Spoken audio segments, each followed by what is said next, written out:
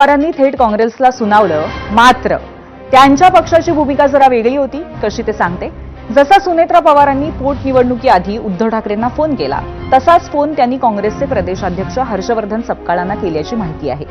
मात्र तरीही काँग्रेसनं उमेदवार मैदानामध्ये उतरवला. बहुतेक त्याचाच राग पार्थ पवारांच्या वक्तव्यांमधनं दिसतोय. पण काँग्रेस उमेदवारानं अर्ज दाखल केला असला तरीही तो अजूनही मागे घेता येऊ शकतो. पण पार्थ पवार यांच्या वक्तव्यावरनं आजोबा शरद पवारांनी केलेले वक्तव्य अत्यंत महत्त्वाचं ठरू शकतं. त्याचं कारण आहे 2020 साली राज्यामध्ये अभिनेता सुशांत सिंग राजपूत याच्या मृत्यूनं राजकारण जोरदार तापलं होतं. आत्महत्या की हत्या यावरनं महाविकास आघाडी आणि महायुतीमध्ये जोरदार आरोप प्रत्यारोप सुरू होते. नेमकं त्याच वेळेला सुशांत सिंगच्या मृत्यूची सीबीआय चौकशी व्हावी अशी मागणी करणारं निवेदन पार्थ पवारांनी दिलं होतं.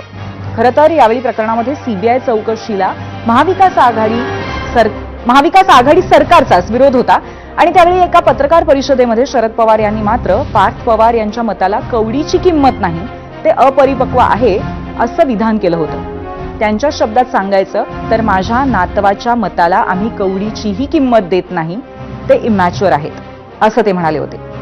या घटनेला 6 वर्ष लोटली आहेत, पण शरद पवारांचं मत काही बदललेलं दिसत नाहीये.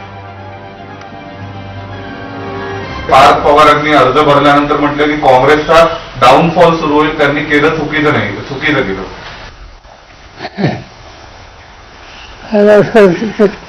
शासनामध्ये महत्वाची लढण्याचं शासन करायला एक प्रकारची परिपक्वता लागते.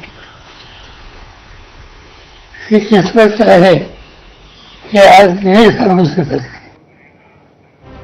असो, आजोबा नातवाचा हा संघर्ष 2019 पासून महाराष्ट्रानं पाहिलाय.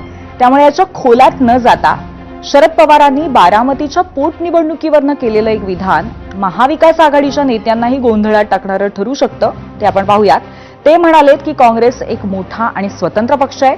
बारामती पोटनिवडणुकीमध्ये उमेदवार देण्याचा काँग्रेसला अधिकार, निवडणूक लढवण्याबद्दल निर्णय घेणं हाही त्यांचा अधिकार आहे. लोकशाहीमध्ये प्रत्येक निवडणुकीत कुणीतरी विरोधात लढणारच हे गृहीत धरूनच रिंगणात उतरावं लागतं. त्यामुळे बारामतीची पोटनिवडणूक बिनविरोध न होण्याबाबत अधिक चर्चा करण्याची गरज नाही. म्हणजेच काय तर उमेदवार देणार नाही पण बिनविरोध निवडणुकीला समर्थन नाही, अशीच काहीशी भूमिका पवारांनी घेतलेली आहे. त्यामुळे काँग्रेस थोडी का होईना कदाचित समाधानीही असेल. कारण आज सकाळपासून ठाकरेंच्या शिवसेनेने मात्र जोरदार हल्लाबोल केलाय. तो आपण पाहायचा आहे. मात्र त्याआधी राष्ट्रवादीचे कार्याध्यक्ष प्रफुल्ल पटेलांना ऐकूयात. प्रयत्न पण आहे आणि आमची विनंती पण राहील काँग्रेस पक्षाला की आपण या मोठ्या पार्श्वभूमीमध्ये आणि महाराष्ट्राची जे एक आजपर्यंतची जी एक प्रथा आहे, परंपरा आणि जे एक संस्कृती आहे, त्यामध्ये अशा जेव्हा त्यांचं आकस्मिक निधन होतं तर आपण बिनविरोध त्यांना निवडणुकीमध्ये मदत करतो त्यांच्या परिवाराला. त्याचप्रमाणे सुनेत्रा वहिनीला त्यांनी मदत करावी. 23 एप्रिलला होणारी निवडणूक बिनविरोध करावी यासाठी राष्ट्रवादी काँग्रेस पक्ष आग्रही आहेच.